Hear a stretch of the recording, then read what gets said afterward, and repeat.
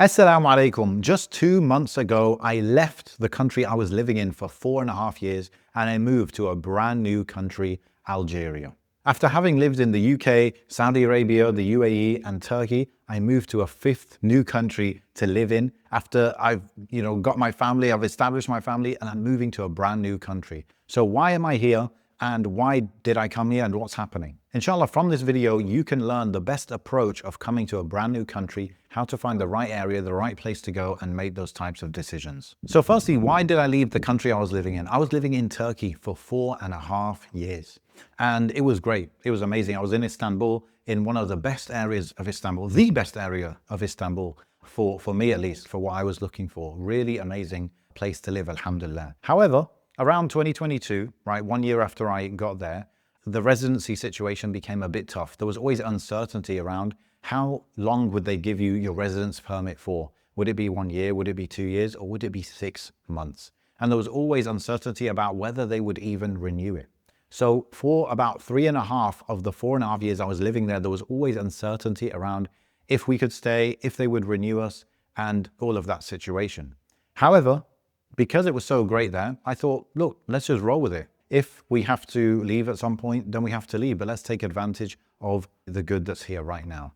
So we did that until July this year. We went to renew our residency permit and it was rejected. They didn't renew us. And it wasn't just us, there are other people who've had to leave in the same way. Alhamdulillah for us, my family could leave within a week of knowing that. And I left about 3 weeks after because I had to stay behind and sell all of my stuff. So that's why we left Turkey. Although we loved it, although it was great, we did also have thoughts that maybe it's not the best place long term, but it's great for now. And so we were always thinking about what would be a good place long term. And that brings me to Algeria. Why am I moving to Algeria? Why have I come here 2 months ago?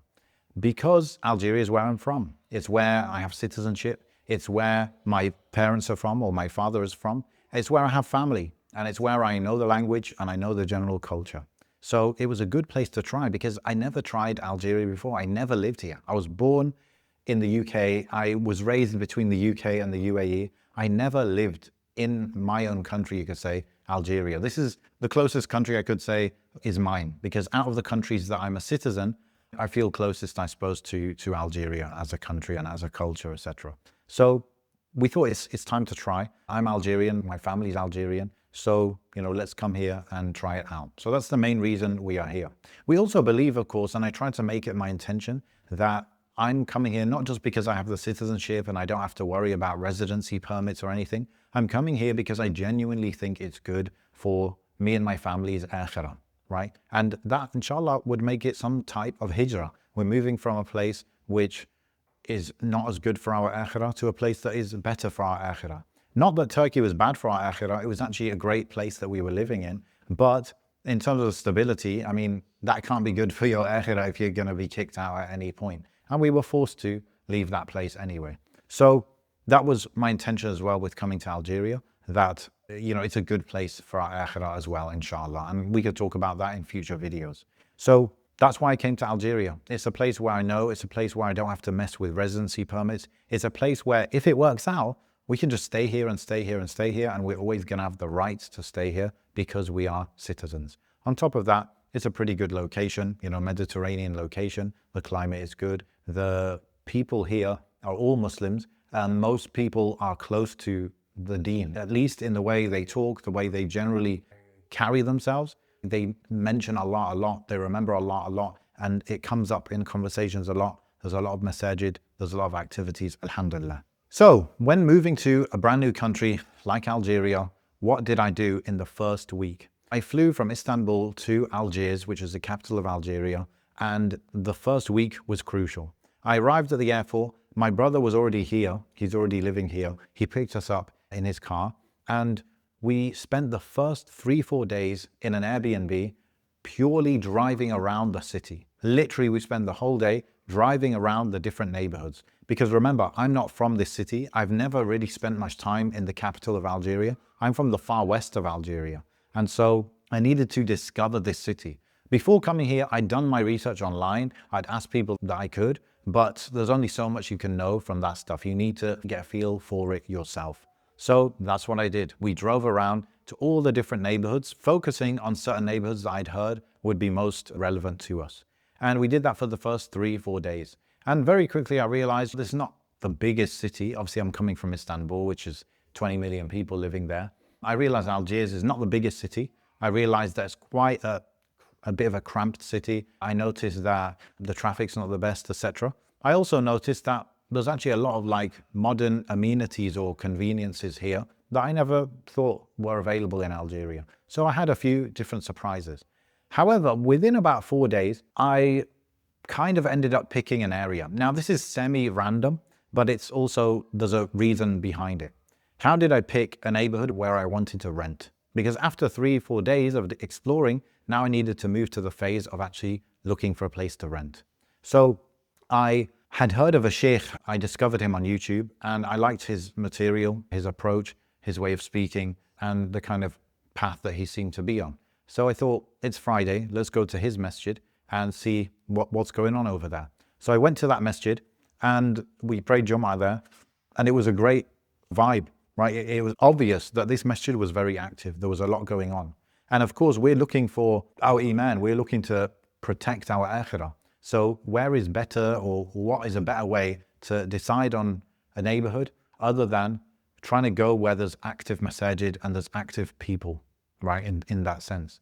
So that's why I went to that masjid, and when I got a feel for that area, I said, okay, the next phase is I'm gonna get, the next Airbnb that I'm gonna get in this area. So I can not only visit this masjid, but spend time in the general neighborhood. So that's what I did. We rented a Airbnb in that area. We ended up staying in that Airbnb for about 2-3 weeks, because in that process, I was still learning about the city, learning about the area and the neighborhood. And then we started looking for apartments. So how did I pick that neighborhood other than the fact that I had that masjid, which was active? I just went to other masajid in the area as well. I noticed they were all pretty active. I noticed the area was a little bit open, wasn't as cramped as other neighborhoods. And there's quite a lot of greenery and stuff. It wasn't too far from the airport, because I thought, you know, if I'm living in a country like Algeria, maybe I would be traveling a little bit more than normal. And I got used to, frankly, living close to an airport when I was in Istanbul, and I realized the real benefits of that. That's how I picked the neighborhood. You know, it was a little bit random, but a little bit, you know, istikhara, a little bit trusting in Allah that if I pick a place based on the masjid and how active it is and what they have going on in that masjid, that he would guide me and help me and put barakah in that. So that's what happened. I picked that area, and then I started calling different places to view them for rent. There's a website for that in Algeria, like a directory kind of website. And we also went to estate agents and they showed us a few places. Alhamdulillah, after viewing about 4 or 5 places, I knew I had to move quickly, and I picked one of them and I did the rental contract and all of that. So now I'd come into brand new country, brand new city. I'd explored the city, I'd picked the neighborhood, and now I'd picked a place to rent. This was before I brought my family. My family were not with me at the time. Before I brought them over, I needed to get the basics in place. What was the next step? It was to get the place livable now, which means buying furniture and stuff like that. Now, when I was in Turkey, I never knew how long I was going to be staying there. I went there initially for 1 month. If we liked it, 3 months. If we liked it, 1 year. What actually happened was after about a couple months, we said, look, this place is great. We're going to stay at least a year. So then we started renting a place. We furnished the place. But when I furnished it, it was all trying to save money, because you never know how long this is going to last. Imagine you buy a fridge for £500, and then just in a few months later, you're leaving, so you have to sell it for like £300, £200, £100. Sometimes you have to get rid of it for free because no one will take it. So that was a big factor when I was thinking about how am I going to set up this house. So I changed that approach when I was now moving to Algeria. I was thinking more long term. Now, my thinking coming to Algeria is that I am never going to leave Algeria, inshallah, because of residency issues, because I'm a citizen. So that's one thing. The second thing is, in order to really give a country a good try, I decided that you have to be in a country at least for 2 years.